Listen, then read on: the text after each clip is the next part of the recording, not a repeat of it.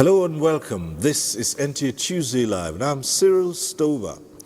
The federal government of Nigeria under President Bola Tinubu is employing a multifaceted approach that combines hard military solutions with soft socio-economic strategies to tackle widespread insecurity.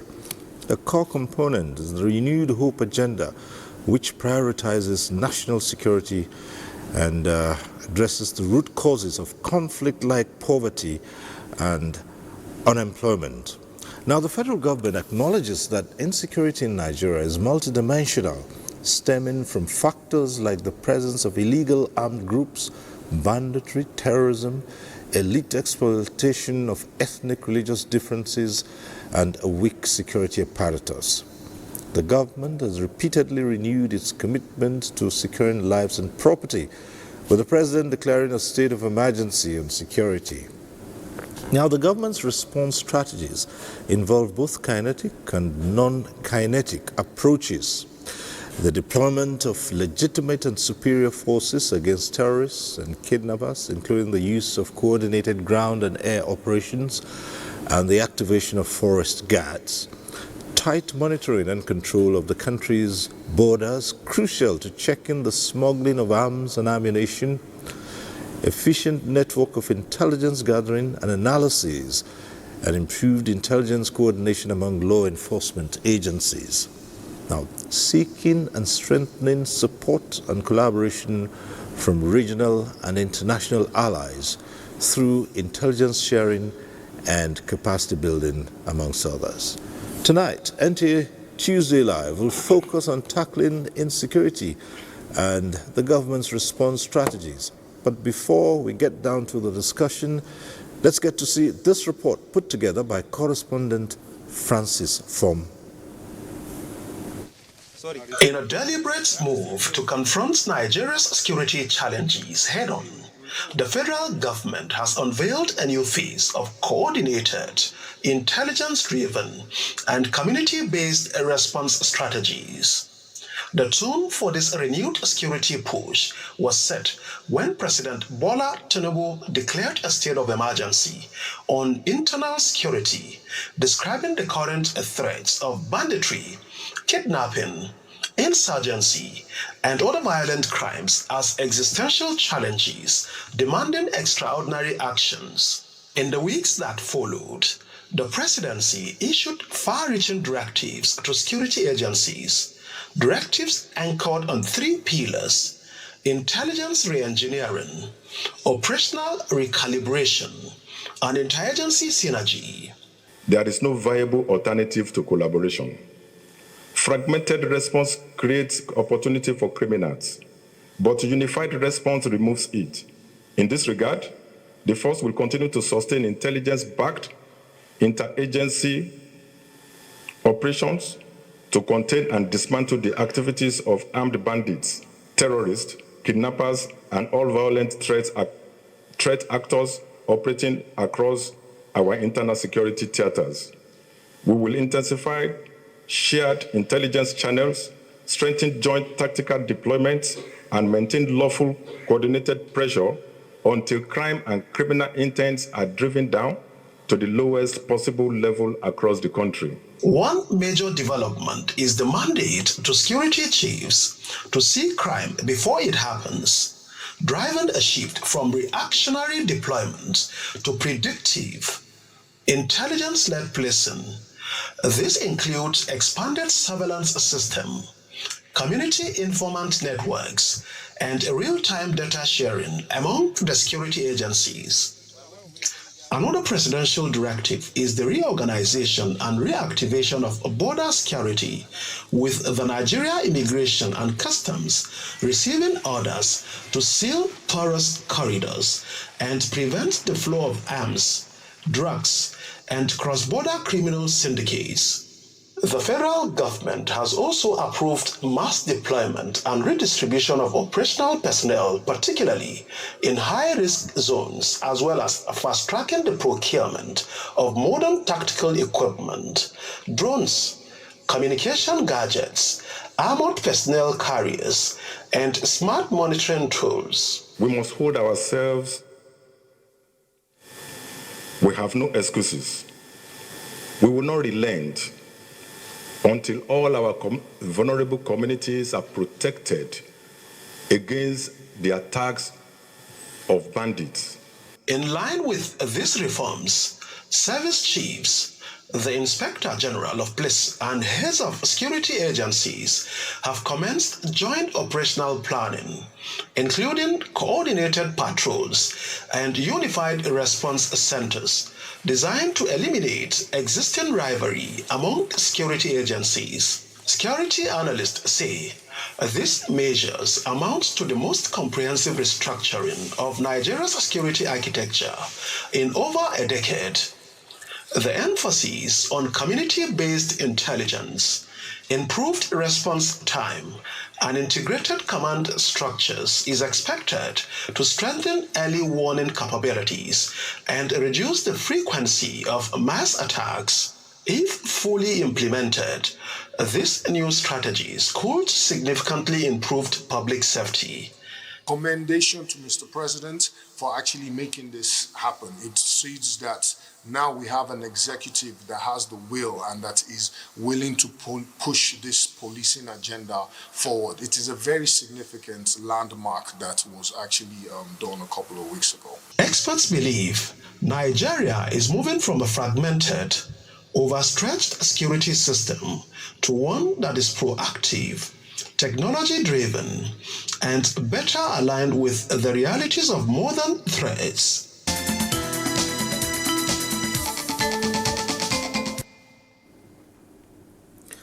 All right, that report sets the tone for tonight's discussion. Let's go ahead and introduce our guest to you. I'd like to welcome to this program retired Brigadier General Sani Usman Kukasheka, MNI, a former military spokesman. Nice to have you join us tonight. Thanks for being here. Thank you. Good evening. Army spokesman, not military. I was in the army. All right. We are also joined tonight by Jonathan Kuri, FSI MNI, a retired Deputy Director General of the DSS. Thanks for being here tonight. Thank you, Mr. Cyril. Nice meeting you for the very first time. Right. Thank you. Thank you. And joining us from our NTA Lokoja studio is retired AIG Abutu Yaru, a fellow of the National Defense College. Thanks for being with us tonight. Thank you for having me. Good evening. Right. And also with us tonight, joining us via Zoom, is Professor Etanibi Alemika, Professor of Criminology and Sociology of Law at the University of Jos. His areas of competence, research and teaching include policing, organized crime, security sector reform and governance, human rights and democracy, conflict studies, and criminal justice policy and reform. Professor Alemika, it's good to see you once more. It's been quite a while. Thanks for being with us tonight.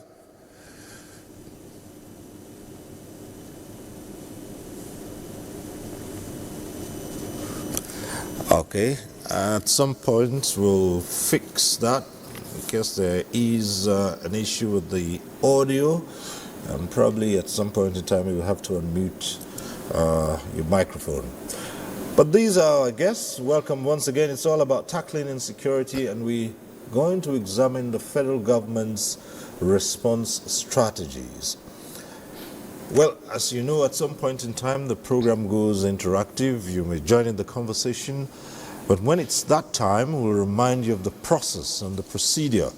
For now, let's get down to the basics, and an easy way to start off this conversation is looking at the most effective ways to address the root causes of insecurity in Nigeria. It's a given. We all know what the situation is, and lately it's been escalating.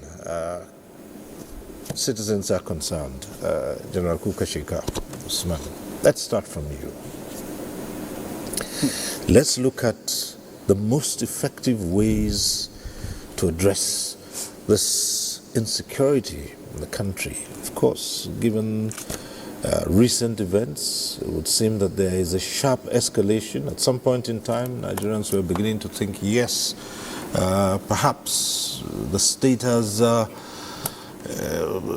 gotten the better of it, and then suddenly, here we are again, re-strategizing. Well, I think when you are talking about that, we all know what are the best ways, but I think the most important thing is that there is more or less like renewed understanding, or more or less like renewed understanding of the fact that these security challenges, if care is not taken, we should be thinking of something else beyond existential threat in this country. Because you look at the various geopolitical zones, each and every one of them have one kind of security challenge or the other. Then the truth is that the starting point of mitigating any problem is understanding it. And that understanding, and thankfully there is renewed understanding, hence the concerted effort that we have witnessed recently, especially on the part of the federal government as well as state government. Look at this, the declaration of the state of emergency, the 3 pillars, what it entails, recalibration and intelligence-driven and cooperation. These are the things, because bulk of all these security challenges, they are local. Local, except maybe when you talk about the insurgency that has international dimension. But the most common, banditry and kidnapping, especially in the Northwest, when you look at them, they are basically located in a particular community. Take, for instance, the bandits in Zamfara State. To a large extent, they are all indigenous to Zamfara State. The same thing with Katsina State.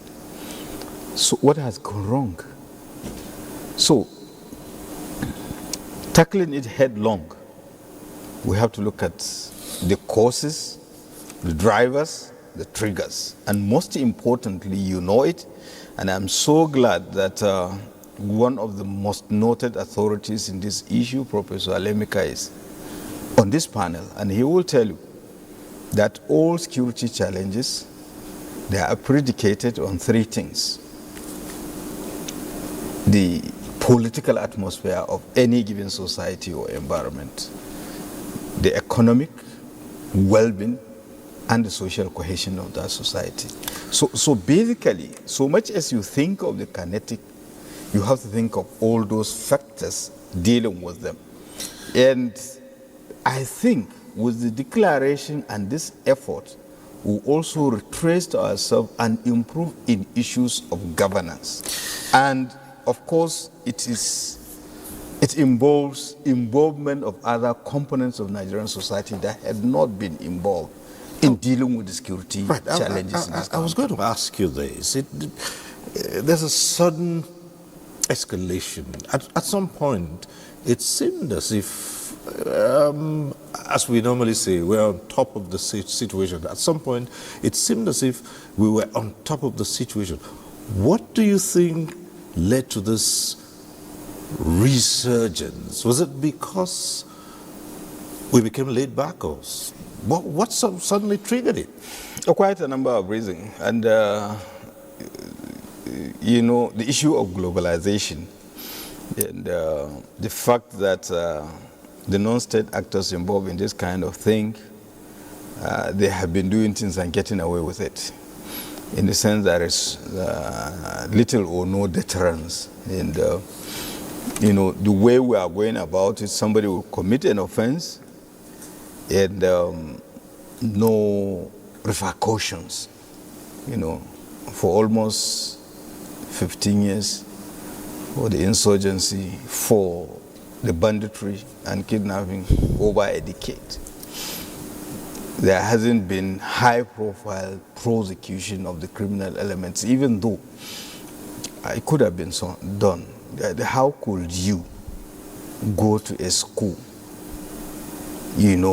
kidnap helpless children? In fact, those of us that grew up in the village, and it may interest you to know that I had goats and sheep and cows, that belongs to the family. It was difficult, even within the family, to move them from one point A to B, talk less of human beings. And without being detected, without people seeing, without, that kind of, and all said and done. Yes, we are so happy, we are so grateful. Some of them have been returned and hurt.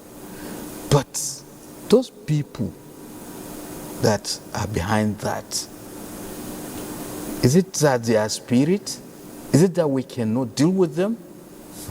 So now, with the declaration, we have to follow the money. You know it, I know it.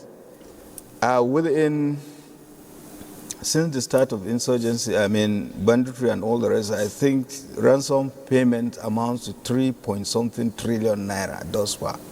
And the best way to stop, kidnapping is to stop the payment of ransom. It's easier said than done.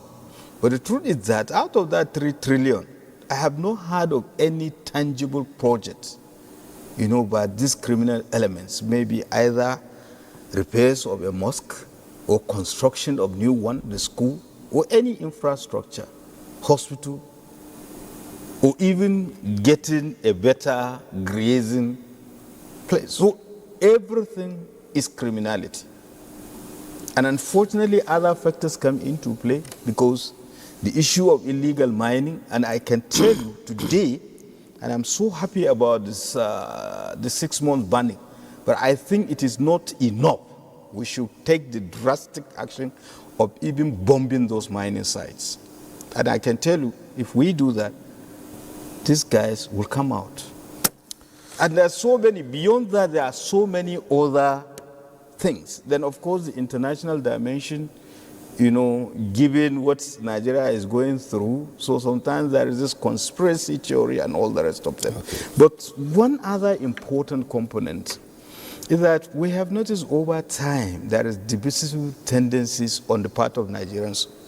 We are drifting apart, unlike in the past, that we speak with one voice, we are almost on the same page, despite, the various extraneous variables, ethnicity and religion. But then when you are dealing with security challenges, there is no way you can deal with security challenges with a divided house. So there must be a massive mobilization of people so that each and everyone has a role to play. Otherwise, all these criminal elements, look, they are just filling a vacuum. They are taking undue advantage of the fault lines and the vulnerabilities of the Nigerian society. So by the time there's cohesion, this will stop.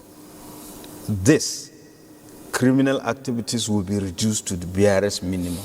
All right. Thank you so much. We'll explore, we'll look at all those issues you've raised in greater detail. But let's hear your opening comments about the situation at hand. Yeah, thank you, Mr. Cyril. Taking a cue from what the General has said, it's my personal opinion that I believe that the security menace that we are facing in the country could be best approached from 2-3 fronts.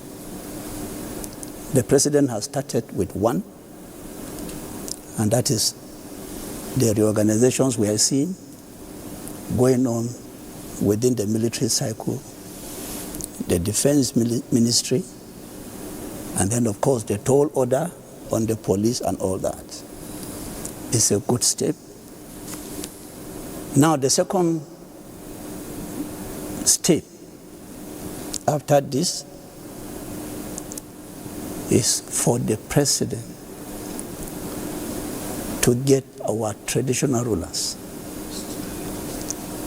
get our religious leaders, get community leaders. Like he said in Zamfara, All the perpetrators of this evil are known. They are within and from the same environment. So if you take this back to our traditional rulers, our leaders, community leaders, let me give you an instance. I was privileged to be presiding over the affairs of my service when I retired recently. I was in Ondo. And in the southern part of the state, where you have the LRJs, there's this local government that had an effective vigilante group. Very effective. That was one of the local governments that I found it very easy to preside over the security affairs of the state. They had an effective vigilante group. Nobody enters the community without being detected. They had call groups. The vigilante made sure they didn't survive. They had the backing of the traditional institution. Community leaders were all part of that engagement. The church attack in Owo, that attack couldn't have happened if there was a vigilante group in Owo. We saw that incident coming a month before it, but it came to pass. When the incident happened, the governor called us, and the recommendation I made was for that community engagement. So the president, after what he is doing with the conventional security agencies, let us get back to where all these things are happening. Let us engage these leaders and let us be sure that there is sincerity of purpose. And then the third one, which he also talked about, rule of law. Everybody does anything and gets away with it. And something that started like child's play today is a big monster that is almost getting beyond certain control. So let there be punitive measures, not minding whose ox is goat. No matter your standing, no matter your status, that political will should be there for enforcement. Okay, thank you so much. And so many things recommend going back to the community leaders. Well, I suppose that's given that they haven't been compromised to a large extent, because that also, we've also had reports where those who were leaders in the community had connived with criminals to unleash mayhem on their own citizens. But we'll come to... They are known. They are known. Remember my background. Yes. They are known. Why that has continued to prevail is the fact that nobody gets punished. Okay. But they are known. All right.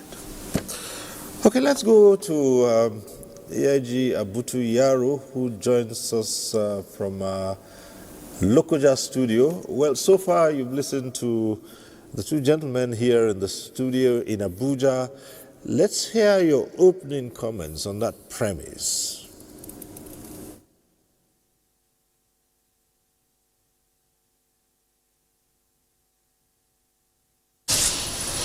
I think the fundamental cause or causes of the situation we are witnessing today is as a result of the fact that the government has not been very, very brutal to terrorism acts or banditry acts or felonious or serious offenses actions. Given this over time, the perpetrators had a feeling that government response to their iniquities is always haphazard or non-existent. And over time, working with this mindset, higher level criminality, the way we are witnessing, started waxing stronger because the state response mechanism wasn't serious. It was weak compared to the kind of aggravated crimes these people were inflicting on society. That is one. Number two, in my view, any society that has a very weak or a disorganized law enforcement entities, no matter how you adopt very strong military combat approach, without organized law enforcement establishment, strong one, the result will always be in the way we have seen. In the last 20 years, there has been a very serious declining impact on law enforcement entity in our country. This kind of decline is so dangerous in the sense that no matter how much progress you make as a society, the law enforcement entities are supposed to remain to sustain your achievement or to maintain the tempo of the clearance or whatever actions you have taken. But in as much as your law enforcement segment of your country is far from effective, any other measures you put in place will come to nullity. And that calls for a serious concern that as we are turning around and giving our serious consideration to our national institutions, our law enforcement entity, in my view, require a more pragmatic and serious approach. All of us are aware of the inadequacies and gaps in security management by the police and even the DSS too. But if we are unable to streamline their efficiency level, no matter how we're able to do what we are doing, the result may not be sustained. Thirdly, in my view, what we are having today is as a result of near or no governance at the grassroots level. In Nigeria today, government in a real sense is said to exist at the state level and the federal level. If you go to local government level, there's practically no government. Most states, no government.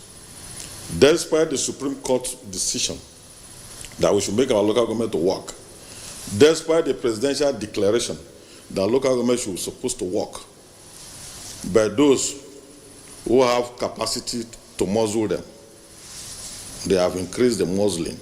And as we speak, 3/4 of all the local government in Nigeria, the administrators or the local government executives are not even there physically.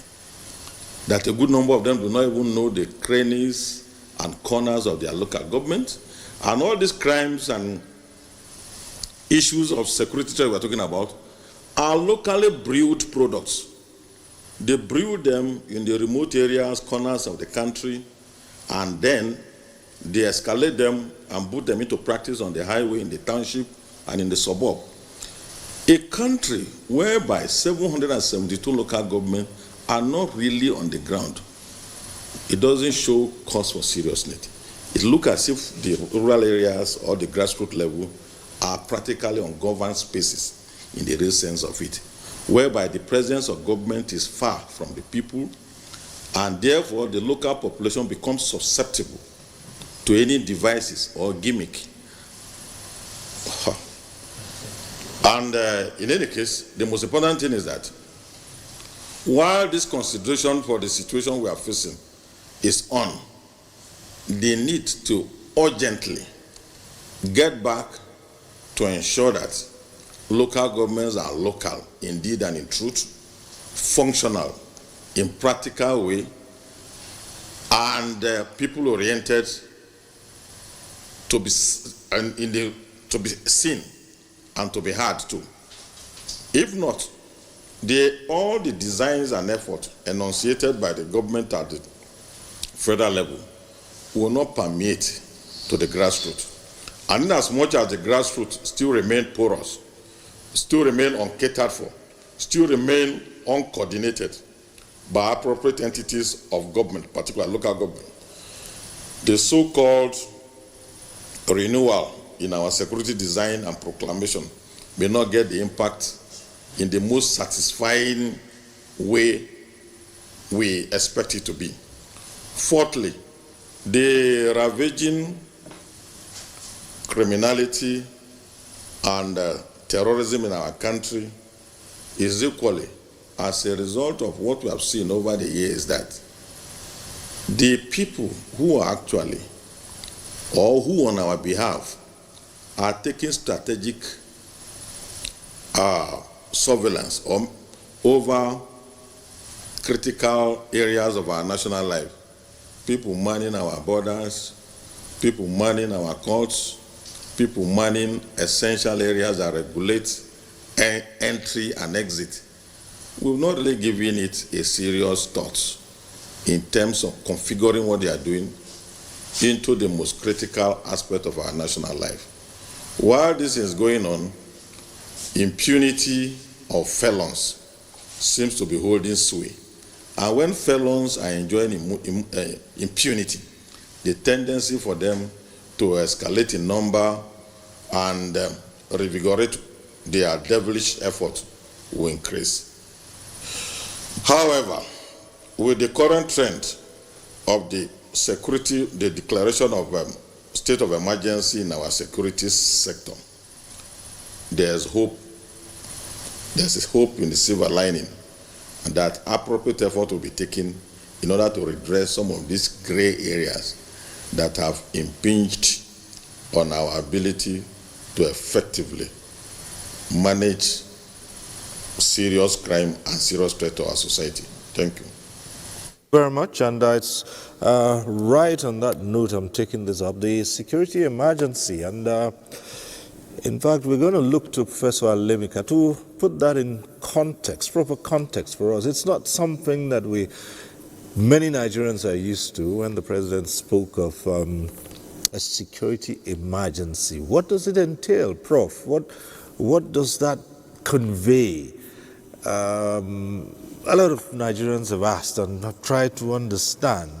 The basic thing, they just feel perhaps this is all about just a renewed effort to police the state properly, stem the tide of criminality that's sweeping across all parts. But, Prof, put this into proper context for us, this security emergency. Thank you, Cyril. I think the word emergency connotes two things in this context. One, that the problem is epidemic and beyond the regular approaches to addressing it. The second one, of course, is also meant that there was some kind of laxity before. Otherwise, you have predicted the epidemics. I think that's what I really want to address in this discussion. I listened to my colleagues there, especially the three of them, two of which I know very, very well. The general, I don't think I've met him. And being security forces, I think their response were like, if we had effective security network, we will be able to, we will not even have this problem in the first instance. And I think the challenge is, what are you discussing as security? Is it the security forces, the actions of security forces? Or are you discussing security in its more comprehensive, related to economic security, political security, environmental security, and all of those protections? I think I listed about 7 things that the president had done in the last 1 month addressing that security emergencies proclamation. I think the first was that institutions of law enforcement agencies will be rehabilitated, which means they were a state of deterioration before. Where were we that it got deteriorated? Did we not have a government? Did these agencies not have leadership? Did they not make requests for them to be of a standard that can address the security problem? So that was the first. Then it was followed by a change of service chiefs. Again, we don't know why, whether they were incompetent or he was tired with them or was tired of renewing their tenure, but it was supposed to be part of renewal.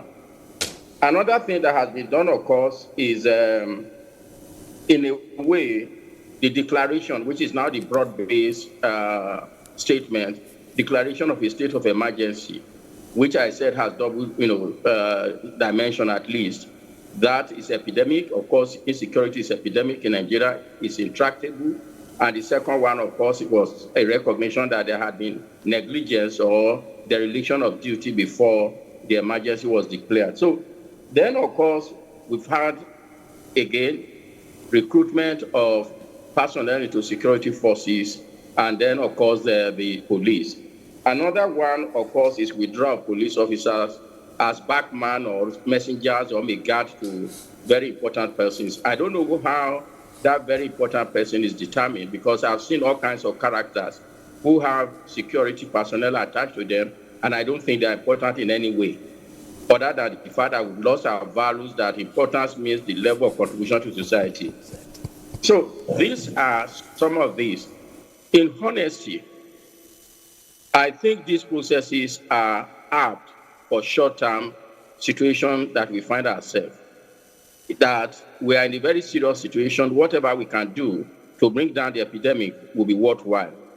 But as a long-term solution, I think they're grossly mistaken. Insecurity is not caused by lack of policemen, by lack of soldiers. It may aggravate it.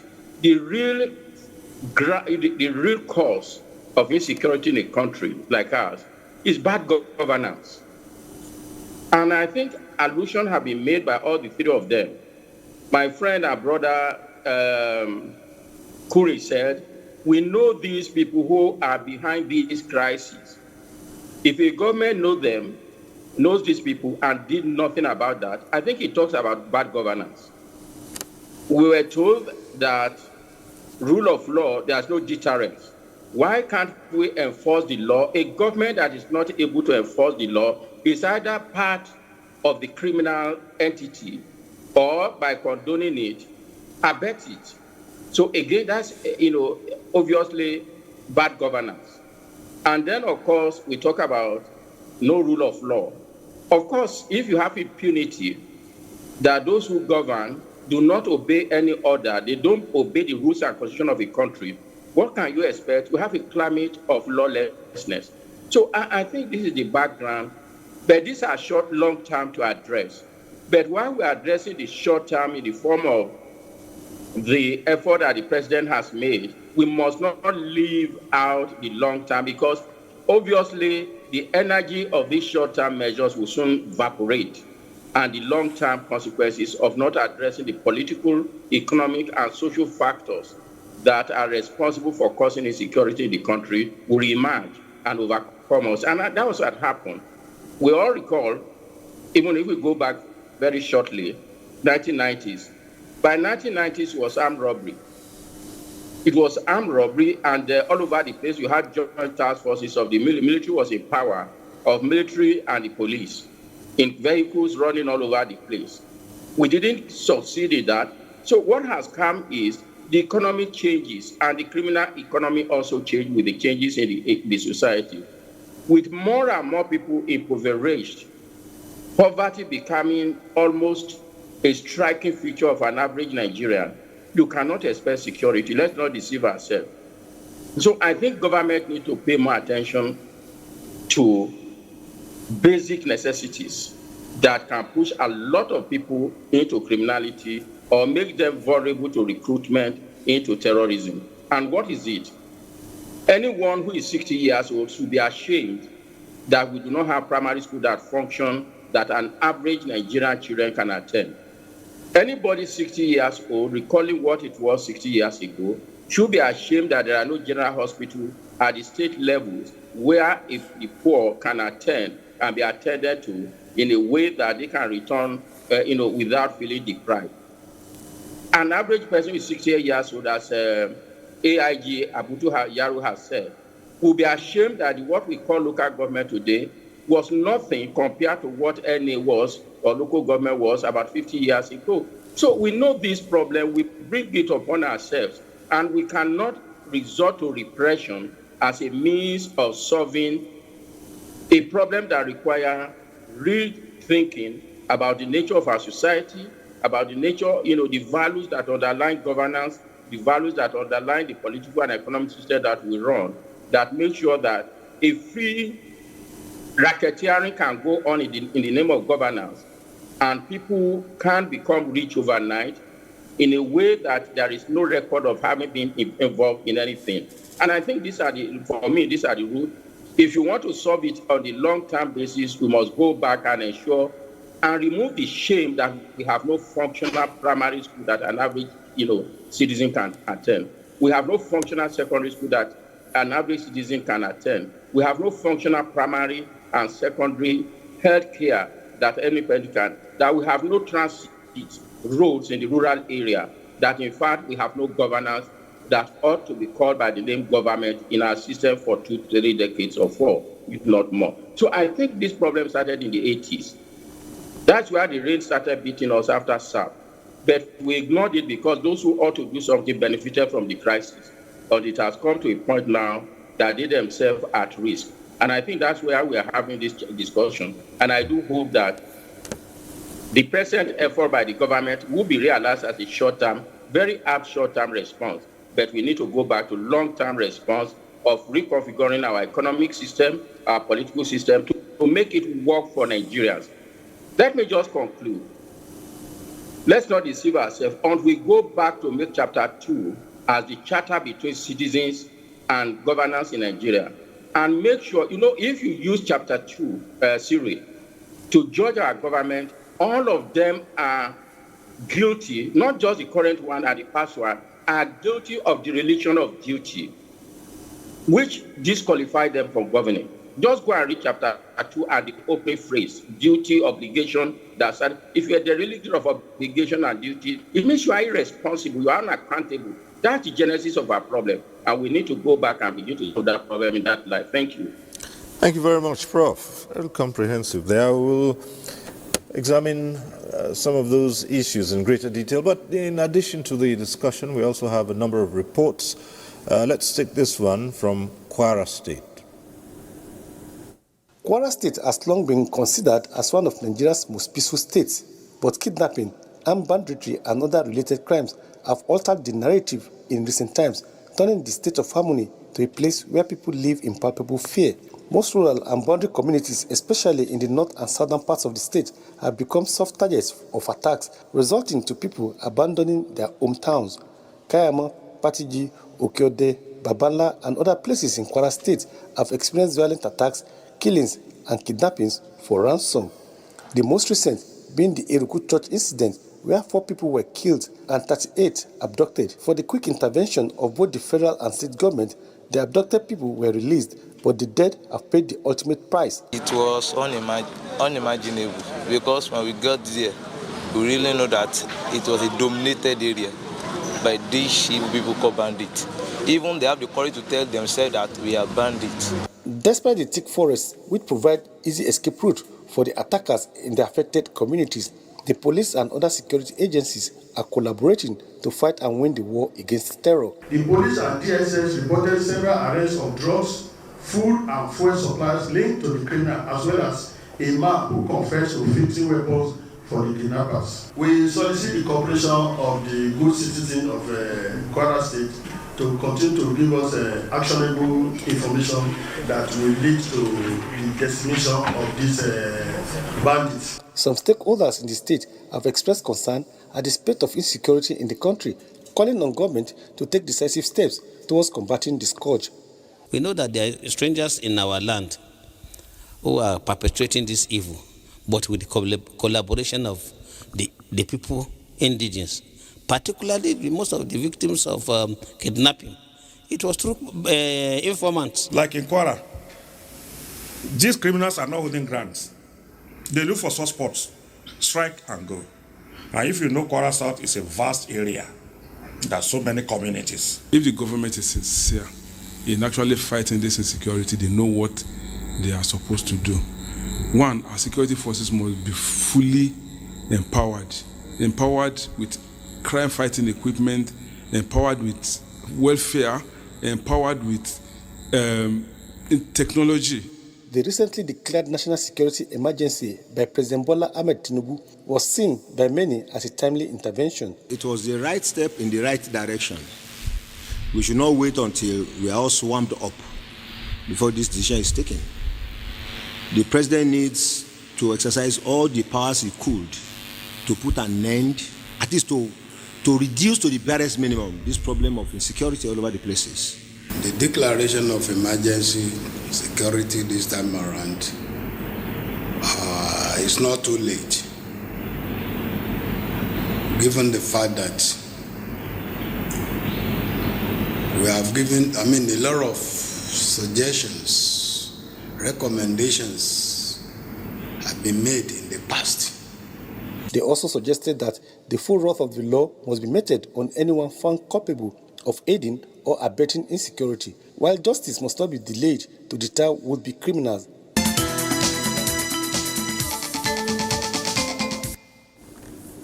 All right, from Kwara, we have this other report from Anambra.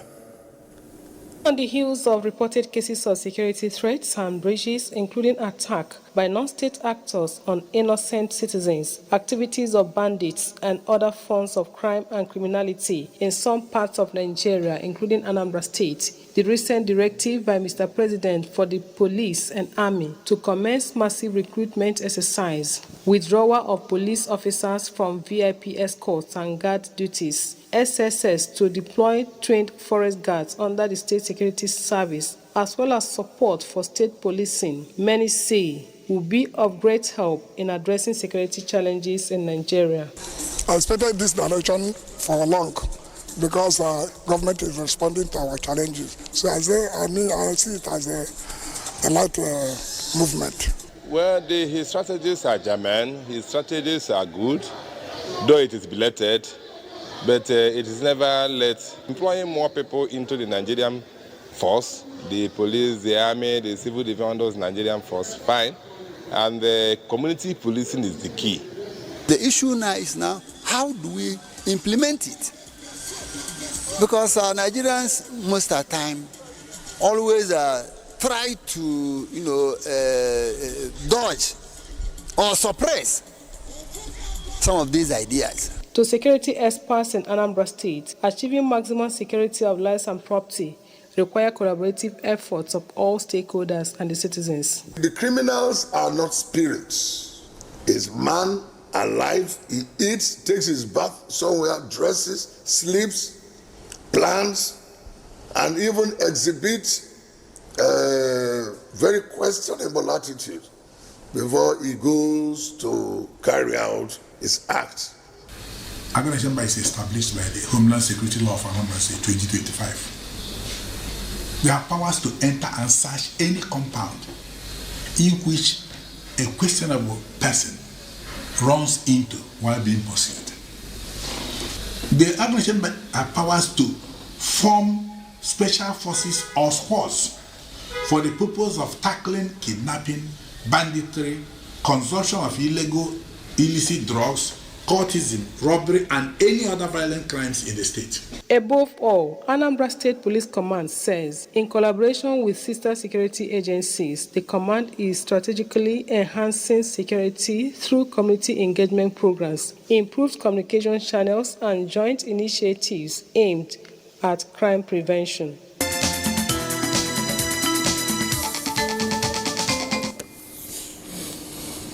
All right, back in the studio after those two reports, we've seen the issues from different angles. That's another part of this is the use of technology in monitoring, in security operations.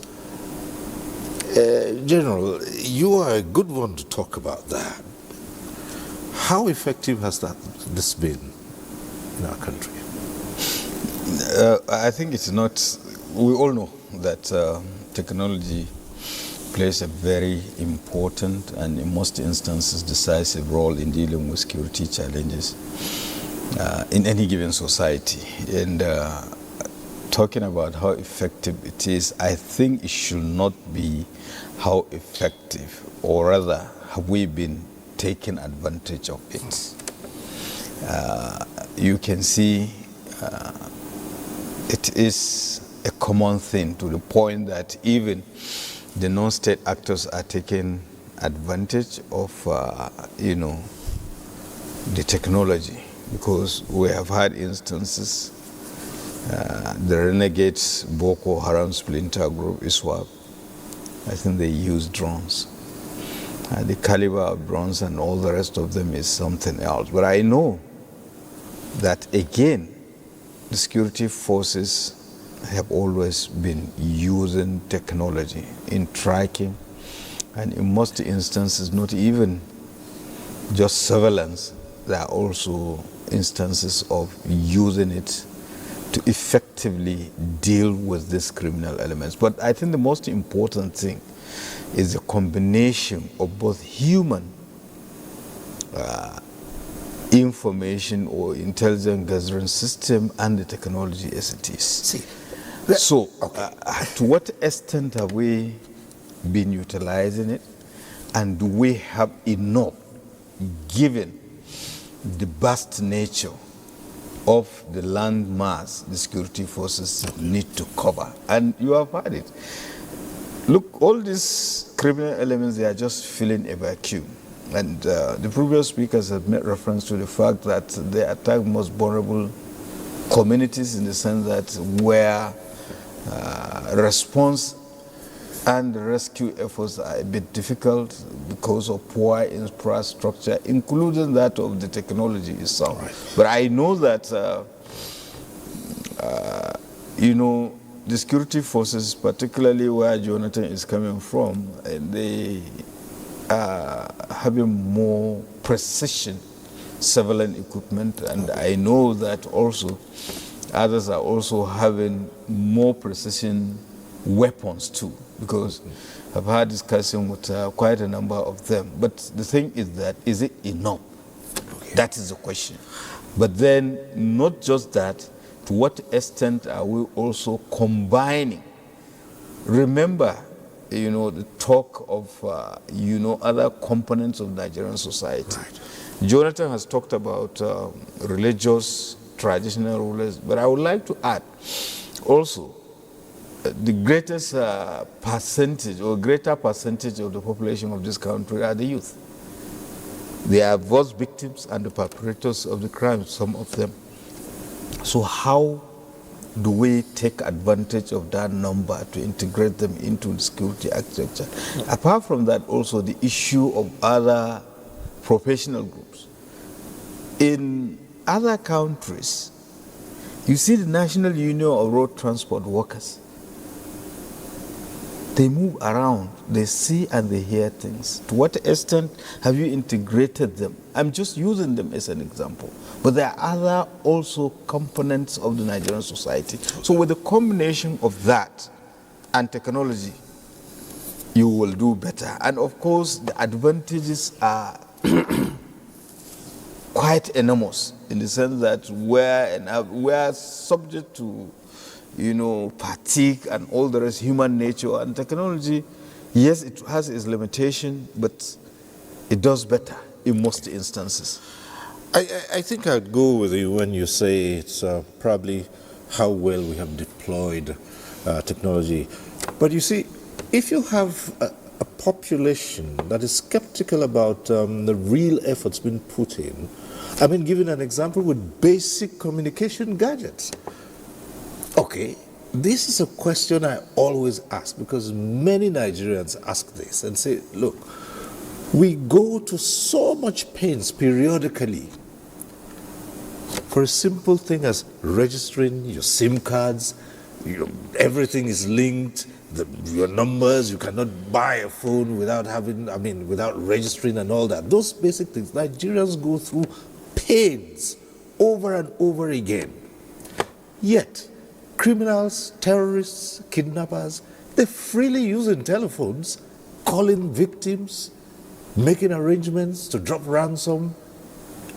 Nigerians ask, are those phones registered? Cyril, let me tell you, the use of technology and the importance of using technology cannot in any way be overemphasized. What Nigerians are facing today, even with the efforts that have been made towards introducing technology, is system failure. But before I get there, let me buttress why technology is very, very important in this fight against insecurity. I was privileged to be in Canada some 3 months ago or 4. And usually I like to know places. So I asked my son, where can we go just to see something that we have not seen? And he introduced, he told us, okay, we may need to go to Niagara Falls, the biggest waterfalls in the world. And that was quite a distance from where he lives in Canada, but because of the desire to know places. But what shocked me, 10 kilometers to Niagara Falls, with apology, please. 10 kilometers to Niagara Falls, our tourist, what do you call them, guide, told us that from here, if any of you is carrying anything harmful, a weapon or whatever, there are cameras, surveillance cameras, in the bus that you are sitting will detect anything inimical you are carrying. And police will stop your vehicle. So you won't even get to where you are likely going to perpetrate the crime. That is technology. And it is real. Coming back home, the general has said it. We must give credit to my DG and my service in general. Most of the strides today that the service has achieved are determined by 2 or 3 factors. One, it is not only the deployment of technology, but the leadership, and then the workforce itself. What is the leadership doing? The leadership has given priority to the use of the deployment of technology. And then the same leadership makes sure that the human angle that will work or deploy that technology is motivated. So when you have a disciplined and a motivated force or workforce that will be involved in the deployment of this technology, it works. This explains some of these major successes that you are seeing today with the current leadership of the DSS. Now, why are Nigerians crying? I told you system failure. It pains me that we are in a country where, because of failure of regulators, an NTA SIM that I have used, for one reason or the other, I lost it. My details are there. Or I probably decided not to use it. Now, after a while, the network discovers I'm no longer using this line. They now assign that same line to another person without wiping out my own details. So why will criminality not swell? So you wonder, where are our regulators? What even qualifies them to be called regulators if simple sense cannot be applied to checkmate some of these things? So this is one of the major reasons why Nigerians are crying. The technology is there, they are not feeling the impact. So, with a good leadership, a visionary leadership that knows how to drive the system in the area of motivating men, training them to know what to do, and giving priority to the use of technology, we can get somewhere. At this point, we'll take a short break. When we return, there'll be more on the federal government strategies in tackling insecurity. And the phone lines will be open then, means you'd have an opportunity to join in the conversation. So stay with us. We'll be back shortly. The counsel of our fathers. I will urge and advise our younger generation to use talent and brain to sort out problems, not arms. Nigerian youths, let's build our nation. My advice to these young people is please do not take us back to those harrowing days. You probably do not know what it is. I believe we have fought one civil war too many in this country. So those who experience it will run away from it. Nigerian youths, let's build our nation together.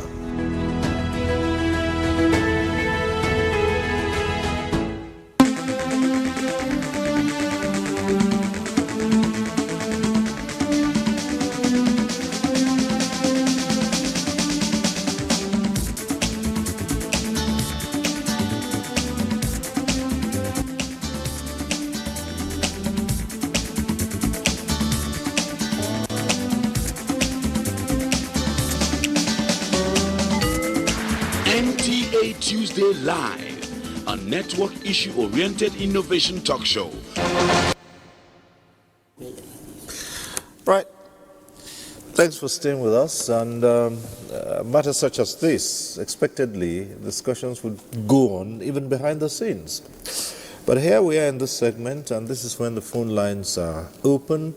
The numbers to call will be on your screen. You can take advantage of those and call in, ask a question or make a comment, just contribute to the discussion on the issues at stake. And as we say every Tuesday, if you're calling in and your call gets through to the studio, turn down the volume of your TV set to avoid the hurlback of the echo. And one way to know that your call has been passed through to the studio, you call in and you see your name appear on screen. It tells you that your call is right through to the studio. Once you see that, just go ahead. Don't bother too much about the greetings. A simple hello would just do. Your name is on screen, you just go ahead and ask your question and make a comment. We'll start off with another of our reports, this one from Lagos. The federal government has moved decisively, invoking measures that signal a security state of emergency. This response is anchored on three key pillars aimed at immediately bolstering defense and intelligence capabilities, recruitment, manpower, sophisticated equipment, and community-driven intelligence. A robust security architecture is essential for Nigeria's stability and development. The security sector reforms should focus on community policing, intelligence, lead policing, and modernizing security infrastructure. The use of surveillance drone, biometric identification system, and digital forensic tools can help law enforcement agencies to track and apprehend criminals more effectively. Lagos State, with its unique challenges as a densely populated commercial coastal megacity, provides a useful case study. To Lagos State government, we also appreciate you and your representative in view of the fact that you heard that these people are moving again from Kwara down to the southwest. And we have seen preparation left and right from Lagos to Ondo State, to Oyo State, to Ogun State, and so on and so forth. As a pace-setting and proactive state, Lagos has aligned with the federal government's strategy through long-established local initiatives such as the state-owned Lagos Neighborhood Safety Corps, which provides visible community-based policing, effectively multiplying manpower at the grassroots level.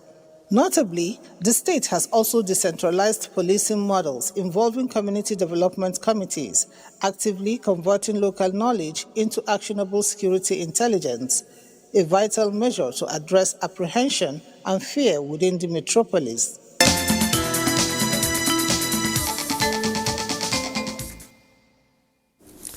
All right, we're back here. Let's go over and link to our Lokoja studio and link up with retired AIG Abutu Yaru. Yes, the president has announced a number of measures.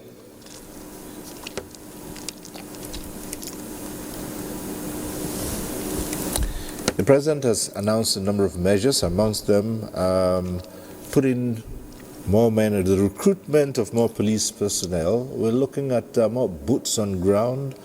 But as Professor Lemika says, this would be in the short term.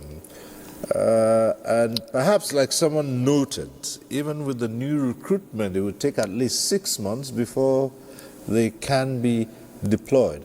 However, the other side of it too is the repositioning of police personnel, especially withdrawing those who have been deployed to carry out the so-called VIP duties. How do you think this would impact this new arrangement?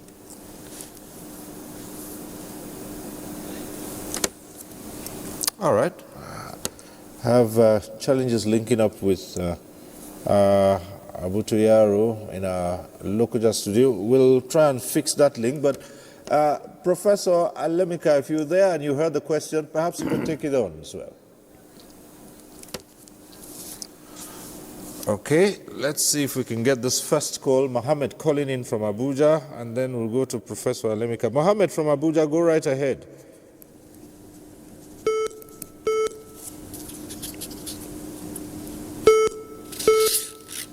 Yeah, good evening, Mr. Cyril Soba. How are you? Yes, good evening. Go ahead.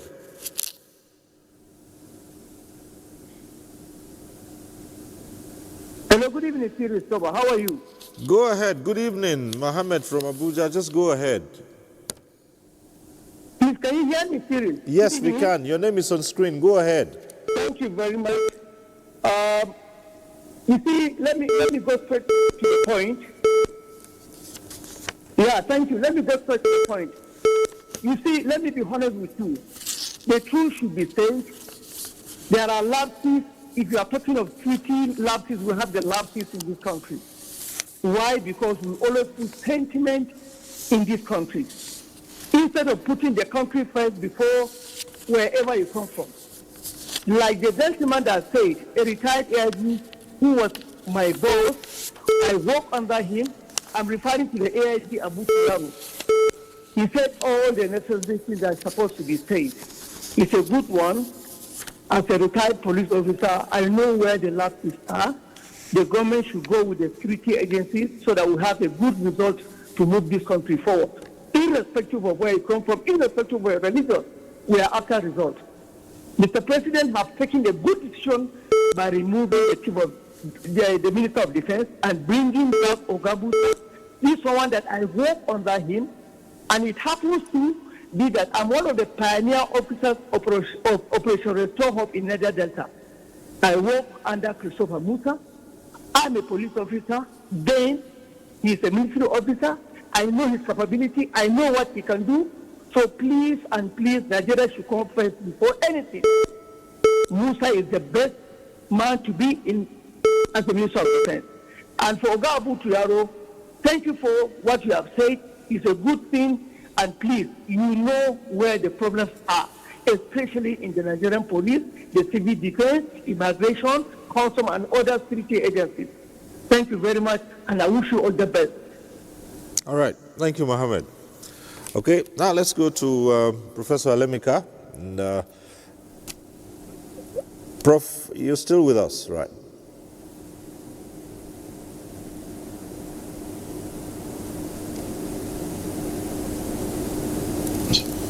And that is the police, the Nigeria Police Force, as we have it as an organization.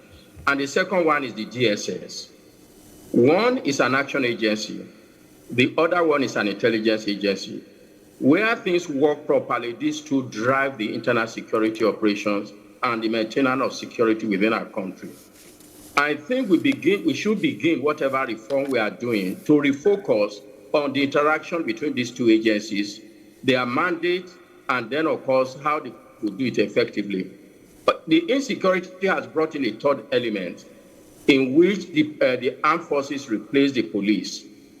And I think part of the challenge is also, I hear many people say, intelligence. I don't think we lack intelligence as much as people think. And I think DDG Kuri had mentioned that we know.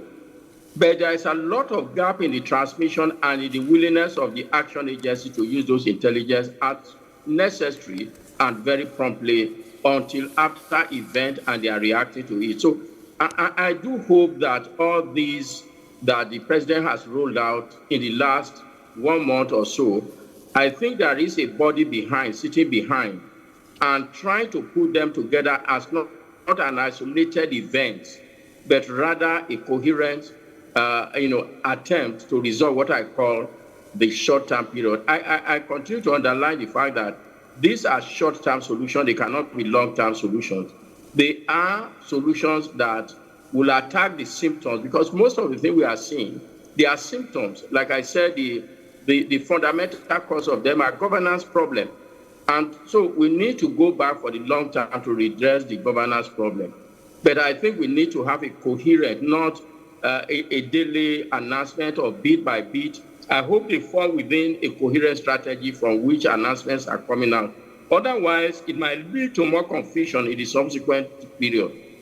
We've had that experience before in 1999 when police was depleted because almost over 9 years it never recruited anyone. And Obasanjo said they should recruit, I think it was 40,000 per year. The police at that time did not have capacity to train in its institution 40,000. But more important, to efficiently screen those who will be recruited. And I think the same Obasanjo at another point said, part of the regret was he didn't know that many criminals will be recruited because there was no time to screen those people. I do hope those things will not reoccur in the process of instruction to recruit. We must look at our capacity to be able to train and capacity to be absorbed. It's not just training and happy person. So these are my initial thought, that they are good thoughts for short-term symptom management, but there are no solutions for long-term. And I give you evidence. The best countries, the most peaceful countries in the world, unfortunately, that is not the places where Nigeria go, where they are looking for solutions for their problem. They are not US. They are not many of the countries we think about. They are usually countries like Finland, Norway, Denmark, Switzerland. What is it that these countries do so well that they do not need large army? They do not need large police forces. They do not need large military spending. What do they do?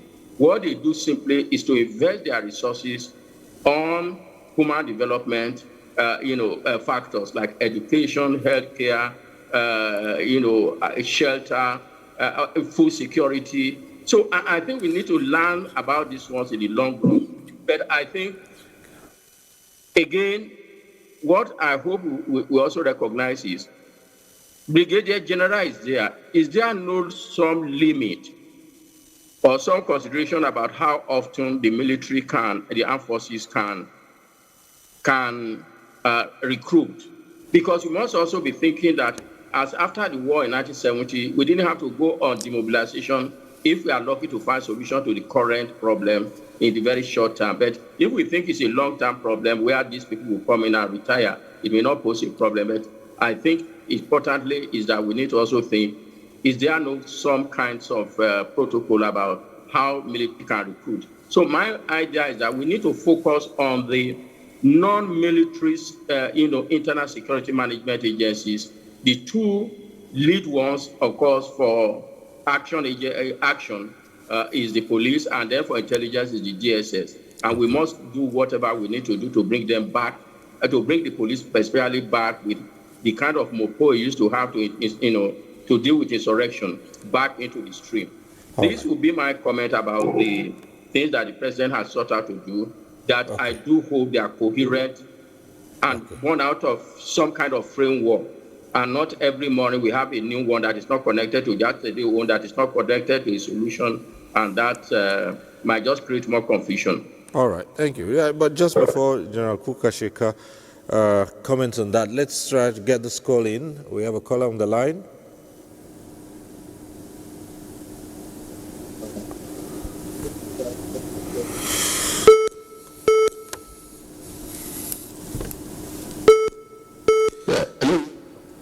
Prince Momo, if you're there, just go ahead. Thank you, Mr. Sorry. It's been a long time seeing you on the screen. Good evening. Right, good evening. Thank you so much. Yes, I want to first of all say thank you so much for an opinion from AIG Abuja. All the points were well taken and well understood. Yes, in addition to, my own contribution, my own opinion, I want to categorically say that Nigeria, we don't have a security problem. Why do I say this? They say to the one that eat the kola nut, live inside the kola nut. The security of Nigerian, or the insecurity problem we have in Nigeria, I will say it is being caused by the security men in Nigeria. General, the spokesman said something. He said it's right from his village. When a goat or moving one living things from one place to another, the community, the people around knows that at least a particular goat has been moving from one place to another. Talk more of moving a 20-something numbers of human from the school in a broad daylight, and you are telling me there is no traces, no footpaths. It's very unfortunate. We should be telling ourselves the truth. I told Abuja said that if an insurgent should last more than 24 hours, government hands is involved. So let's call a spade a spade. Please, we should not be wasting data, wasting time, wasting our energy. Nigeria belongs to all of us now. At least each and every one of us in the school here can speak 1 or 2, 3 languages that are different from our own mother tongue. And we know this community, we know this state. So please, I want to say this. We know where they are. We know who they are. We know what they wear. We know what they eat. Please, let not be dangling, twisting the issue of insecurity in Nigeria. To the best of my knowledge, we don't have anything like security problem. Okay. Thank you. Thank you very much, Prince Momo. Well, we'll return to the studio and, General Kukasheka, you heard Professor Lemika. Perhaps you'd like to respond to the issues he raised, and then, of course, we'll go back to the former Deputy Director General of the DSS. Let's start with you. Yeah, well, he's quite right. But again, right at what the Prince has said, even though we might think otherwise, I think all the security challenges that we have been having in this country are simply emanating or predicated on the simple fact that we neglected our policing system. And everybody is paying dearly for it. And you can go on to cite instances, and I would always like to say to what extent, from 1999 to date, to what extent have we invested into our policing system in this country to meet up with rapid development of the 21st century? That is one. Kure has made reference to his visit to Canada and what he saw about security. And we go back again. And thankfully, Prof was also talking about synergy and not compartmental phases of this. They should be as a whole. And that is where we are missing it. Then, again, we have visited countries, for instance, when I went to National Institute for Policy and Strategic Studies, the theme for our course, Sec 40, was interrogating internal security framework, community policing in Nigeria, policy option, recommendation and implementation strategy. We went to 40 ministries, departments, and agencies. We went to 12 states of the Federation. We went to 6 African countries, and we went to 6 other countries outside the African continent, getting the very best in terms of internal security framework with emphasis on community policy, which was launched in 2013. Fantastic report. After the party handed over, there was renewed vigor, and that's the end of it. So the issue of policy somersault. Now that goes back to explain the recruitment pattern in the policing system and of course in the military.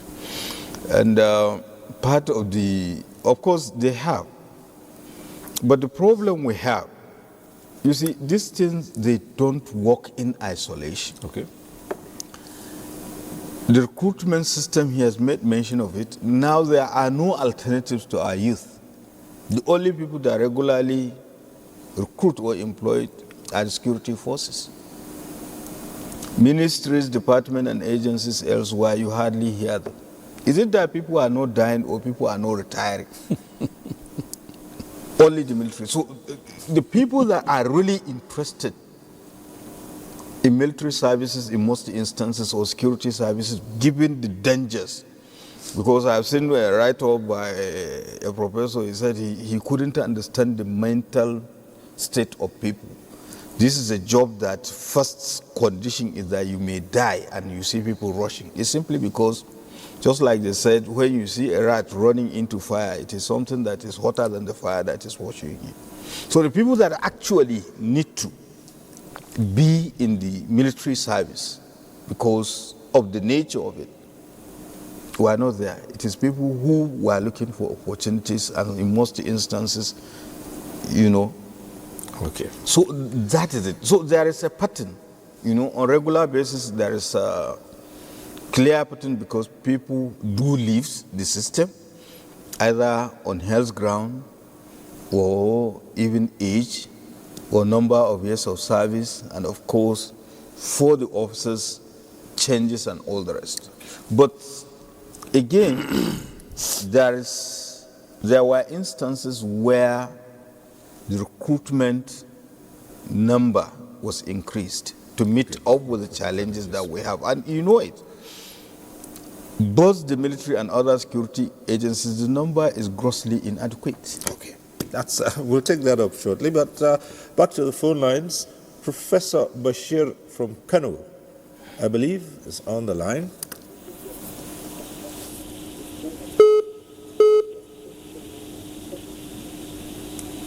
Yes. Thank you, sir. Right.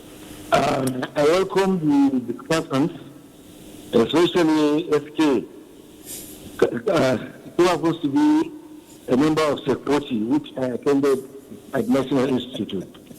We are discussing very pertinent issue in the country, especially to us in Kano State, in view of the recent attacks, especially in the local governments in the Kano North Territorial District. I think it is convenient in view of the fact that the northern governors, come together and put together funds to control issues of security. I think it is about the right time for us to start discussing state police Probably with the state police, we can be able to increase the number of the, members of the police force that are going to participate, especially in generating intelligence. I think we have come to a time when we should leverage on the fact that our people are very much familiar with the terrain. We are familiar with the terrain. So let us start the thought of state policing. Maybe with the state police, in conjunction with the suggestion given by SK, that no policy agencies like NCW who are going into meet and crannies of the state can be able to be providing intelligence. So I think in order to curb these menace, we should start a rigorous thought on state policing. Let us have state police in view of the fact that these members of the state are the ones that are aware of what contains in their terrain. This is my simple suggestion. I wish the discussant set journey back to their respective destination. Thank you. Thank you very much, Professor Bashir. And back here, let's also come to you. The question of recruitment. And, well, Professor Alemeka raised a valid fear. Yes, more recruitment, bigger numbers. How do we ensure that these institutions that are recruiting are not in any way recruiting those who will turn out to be the problem instead of the solution? We all know how records are. People whose backgrounds, we ask and say, how well do we carry out background checks? I think this question is coming just at the right time with what is happening in my service currently. I'm a son of a farmer. I never knew the city of Kaduna until I got admission into secondary school. I proceeded to the university after secondary school. I graduated. I didn't know anybody. I went to Lagos in search of work. Around November 1989, shortly after my service, I got information that the State Security Service that time was recruiting, and I applied. I took my application to CMS post office in Lagos. I watched my application as it was, through that their pigeon wall or whatever. I slotted in there, and by December ending, just within 2 months, I was in my village celebrating Christmas. Thank God for telephone that time. A message got to me in the village that I've been invited for interview. Okay. By the grace of God, I did well in the interview. I didn't know anybody. Nigerians are aware that very recently the service conducted a recruitment exercise. And I think in recent time, I've not had a terrible moment like that time. Okay. Calls from everywhere. Everybody wanted help. But guess what happened? The states were responsible for the first stage of that recruitment process, at the end of which everything they did came to headquarters with the directive that it will be reviewed, whatever had taken place at that first stage will be reviewed at the headquarters. And guess what? Those that have been shortlisted and presently are undergoing background checks are those who topped that exam exercise. Okay, we'll ask you to pause a moment and see if we can get this call in from Umar Anachi, calling in from Birnin Kebbi, and when he's done, we'll come back to you. Umar, Hello. Go right ahead.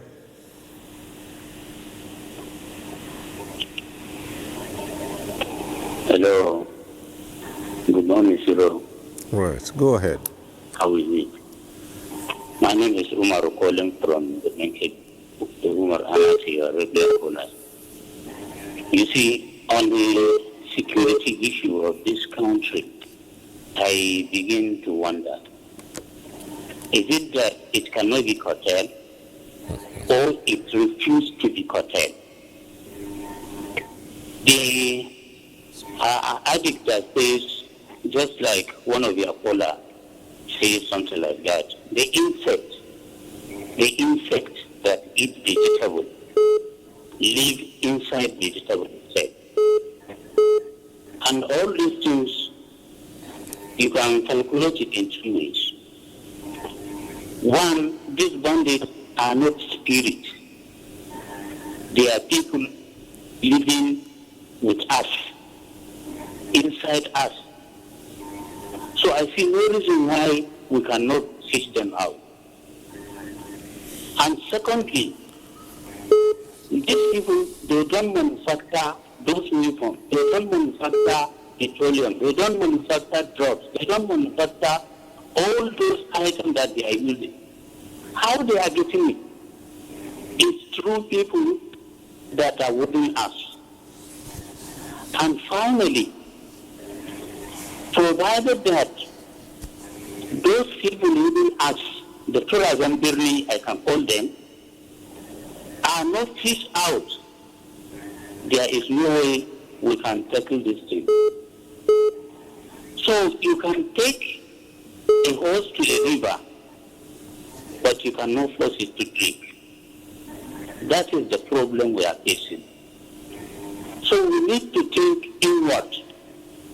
We need to think what is our own problem and tackle it once and for all. May God continue to bless our country. Thank you, Cyril. Right. Thank you very much, Umar. Right. So, okay. To conclude, right now they are undergoing background checks. That you have emerged top in the exams is not a guarantee that you have been recruited. If in the event the outcome of the background checks shows anything inimical to you being part of the system, you are automatically weeded out. So for recruitment, the leadership, there must be leadership integrity. We must go back to the past where you don't need to know anybody to be somebody. I wept the day I saw my son leaving this country after graduating with a 2-1 in chemical engineering, no opportunity for him, even with my position in this country. So there must be sincerity of purpose. There must be nationalism. There must be patriotism. Professor Elemeka has emphasized on short-term and long-term measures. And I want to add on the long-term measures. All these bandits, where are they getting their manpower? Governance problem. I tried to go through some statistics, and I saw that the number of children that are out of school, UNICEF figures, is in millions. Unemployment, no opportunities, not that we are not blessed with resources, abundant resources, but governance system has failed the youth. And this is where these bandits are getting their own manpower. Okay. So government must be focused and look towards this direction. Otherwise, whatever measure you take, it's unfortunate. Security agencies, Talking about compromise, this is the outcome. Well, Prof, one of the measures the President announced was that the National Assembly would quickly put into place the review of laws with regard to community policing, so that states that require to have state police will be unable to do so. Now, this matter of state police has been on for a very long time, it's now right on the front burner, and the National Assembly is expected to expedite action on it so that the laws will be amended to reflect and allow states who so wish to establish their state police. We'll ask you to take that question just after this call that's coming through from Maiduguri. Yes, hello.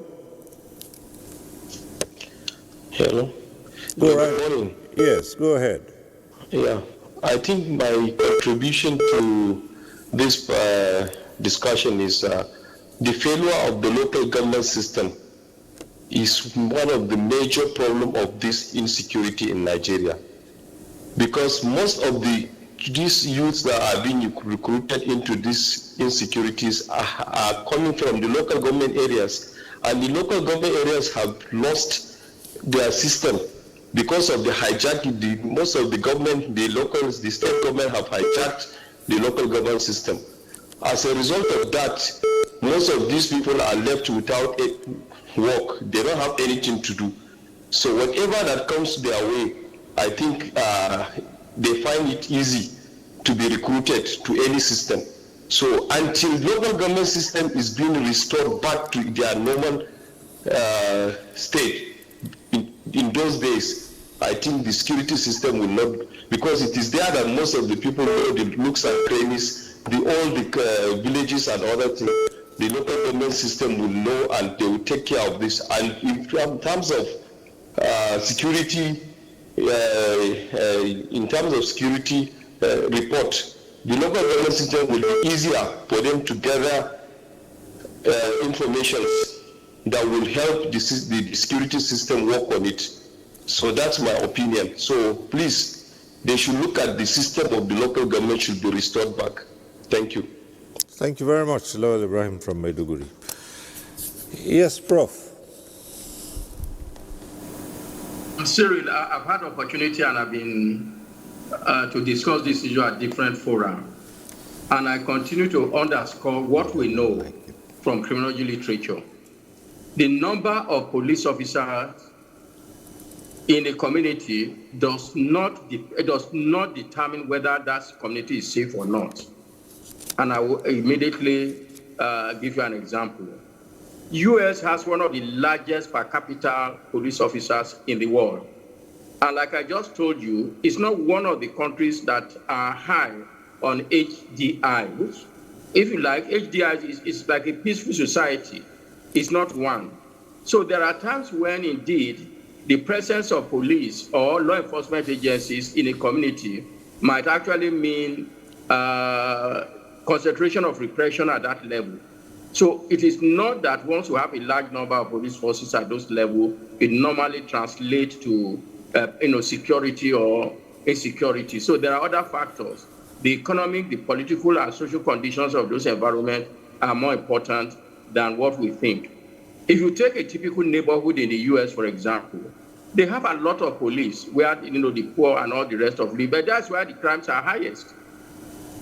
So it is not the lack of police that cause crime. I don't know how much I can repeat that. It is bad governance that is at the root of, or inadequate good governance that is at the root of insecurity. So you cannot use something that is not the cause of a problem to solve it. And I think we just need to do that. The argument about state police have been on for a very long time. We also know the history of local government, and I don't want to go back. There are two arguments, which I think are or three arguments that are very fundamental. One is the issue of federalism, that in a federal level, federal state, you have multi-layer police system. federal, state or region, and then at this end. Yes, that is true almost globally. But the way they relate and the number of them differ from one federal system. So there is no one size fits it all, even for the federal system. Take Canada. Canada has a federal police, and it does have the law allows provinces to establish police forces. But some of the provinces in Canada actually contracted the federal to do their policing for them rather than establishing police force. So it is not a must that it must exist. But that's a very strong, if you like, academic argument that I don't think structurally it makes sense. You must create a institution based on your history, your aspiration, and your anxieties. I think the most potent argument for state police now is the insecurity. If you recall, I think even about 2007, there was a national House of Representatives survey about whether we should have a state police, and the survey showed clearly that Nigeria don't want it. But with insecurity going on, there is a consensus that emerged. I just read yesterday that northern state governors have agreed unanimously that there should be state police. And what does that mean? I think three things have happened in this consensus that we're witnessing. The intensity of the insecurity is letting people think that the more police you have, the more security forces you have, the more peace you will get. Again, a corollary. We have teachers in almost all our villages. Does that lead to improvement in our educational systems compared to 1960 or 1970? So the presence itself may not lead to higher quality of service in those communities. It may simply normalize what we do know that may normalize opportunity to collect rent and the rest of it. So that's the first challenge I think we need to. Secondly, I think people think community policing. Community policing is not a static thing. It has evolved, many countries have evolved beyond community policing. Let's not put I think because we always buy Tokumbo vehicles and materials, we also buy Tokumbo ideas. Community policing, the way we are, hanging on to it in Nigeria, is already a Tokumbo ideas in most countries of the world. They've evolved many things, approaches, hotspot policing, intelligence-led policing, all kinds of other policing, not just community policing. But in Nigeria, people think community policing means ethnic policing. Let's not deceive ourselves.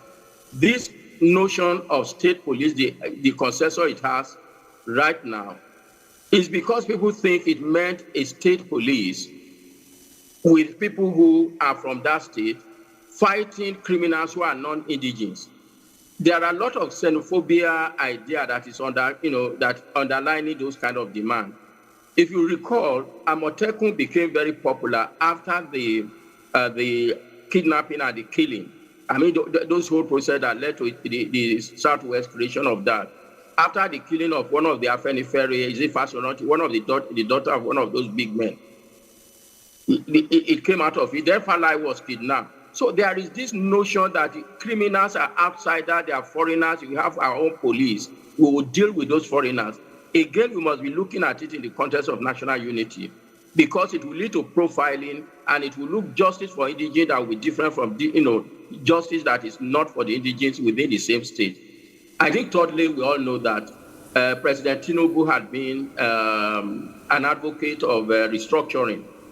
And therefore, his support for state police meant that governors are queuing behind him, just like almost everybody is going to APC. And when you put these three things together, a country should not behave that way, should not act about its future with this kind of idea that once a president says something, everybody queue behind him. And then, of course, because we think it's going to terrorize other people who are non-indigenous, we fall behind it. Or because we think it meant that it's going to give job or to local. So that's my problem. What then do we do? It's obvious. Now a state police will be created. I think we need very strong national constitutional provision about what it will mean to have a state police, what it can do, what it cannot do. I think it has to be a constitutional provision, then mandating National Assembly to enact law to regulate the activity of state police at different, as the needs arise. I think on a realistic basis, that's what I can offer as suggestion for now. But I'm very sure police is not solution to Nigerian insecurity. because it is not the cause. Military security agencies cannot solve it because they are not the cause. They will deal with the symptoms. They will deal with short-term, need. But in the long run, we need to go back to good governance and make sure that we have a government that is for the people and work for the people and not for a cabal. Thank you. Right, Prof. Just on that basis, your last comments, because we're winding down right now, I'll just go ahead and ask you to make your closing comments, painting a scenario that exists, and a number of Nigerians have raised this as a threat to security in the future, the matter of governance. All over the cities in Nigeria, including Abuja, the federal capital, the first thing you notice at all highways and junctions, street urchins, kids who should be in school, they're all over the places. They're not in school. They're not learning anything. They are busy using rags to clean bonnet of vehicles and begging. And some Nigerians are raising an alarm that you are growing an army of young people with no skills, no education, who will be the pull from where criminals and terrorists will recruit. What's your reaction to that? That is an apt observation. We are creating the bandits of the future who will be more ferocious than the one we have now. All right. We'd like to thank you very much, Professor Alemika. Thank you for being on this program, and we hope you'll join us again sometime soon. Thank you. Thank you, Cyril. Right. Back here in the studio as we wind down, General Kukashika, still along those lines, we're thinking about long-term solutions. We've put all these things in place to address the immediate challenges we have.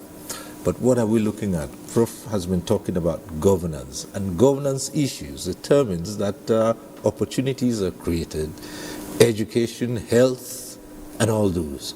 But we've seen that a huge army of jobless young people are being produced now. What impact will this have in the future for security? Well, I think if you recall in my opening statement, I said all the security challenges were predicated on three things: the political atmosphere, the economic well-being, and the social cohesion. And I made reference to the fact that the mainstream power of the Nigerian society is human resources. And who are those? If you look at the total population, the significant percentage of the population are youth. To what extent have you constructively engaged them? And I told you that bulk of the people that are into criminalities are, also youth. So it goes back to what all of us have been talking about, the issue of good or bad governance. We have had three structures or three tiers of government: federal, state, and local government. The general consensus is that the local government system does not even work.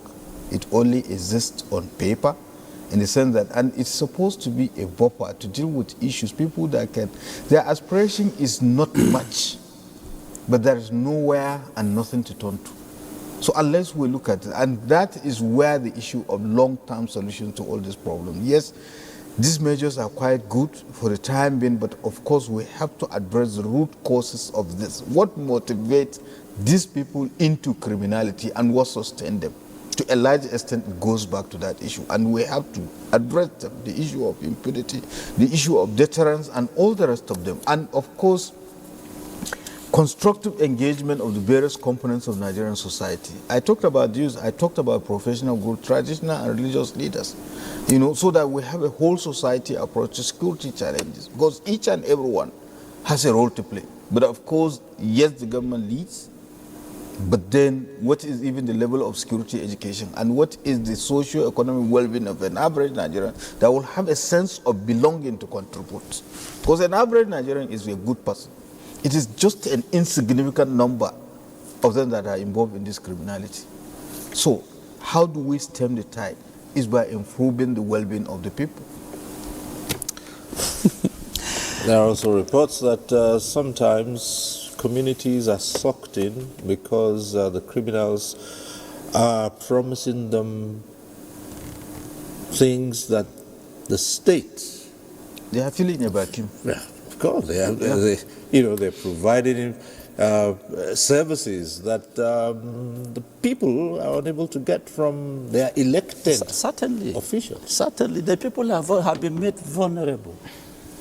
Now, let me tell you how Pakistan, before we ever knew that there would be terrorism in Nigeria, Pakistan was already facing it. How did they fight terrorism? And how did they succeed? It was not by kinetic measures. It was by non-kinetic measures. How did they do it? They look at the vulnerable group, the youth. And what was their approach? They came up with so many social intervention programs. Out of school, they make sure you have an education. Those that didn't have skills, they gave them skills. If you go to Islamabad, and of course all those major regions of Pakistan, you see national incubation centers. And when you go there, what do you see? That is where you see all these young men and women being given opportunity to learn skills. And it was a collective effort of both the executive, of course, the military was part of it. This was a program designed in conjunction with the military. Today, you had the incoming new chief of, Minister of Defense, talking about the need to fence Nigeria. That is to be borrowed from Pakistan and the US. But that's reactive. We should be more concerned about the preventive measures. And preventive measures come through the non-kinetic measures. So until we go this way, and then most importantly, our political class, we need sincerity from them. Today, a typical Nigerian politician gives priority to his self-preservation interest. So anything national interest, no, he keeps it by the side. And that is why today you have politicians that are keeping an army of youth for the purpose of election victory. So until our political class will begin to be more nationalistic, keeping aside their survival instincts, rather giving priority to the survival of the nation, I can bet you we'll continue to see this pool of youth on the streets. Right.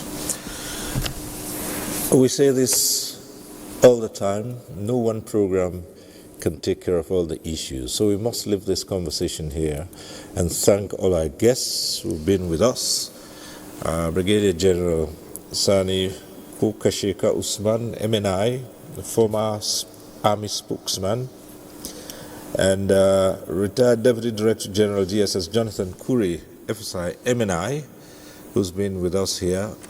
A short while ago, we extended our greetings to Professor Alemika when he concluded his contributions here. And unfortunately, just midway into the program, our links with our Lokoja studio went off. And so we only got a part of the contributions of retired AIG Abutu Yaro, a fellow of the National Defense College. But again, we extend our thanks to him and our thanks to you here. Thank you so much. Also, we thank those who called in and who were part of this program. Next week, we'll be back with NTA Tuesday Live. I'm Cyril Stover. Bye for now.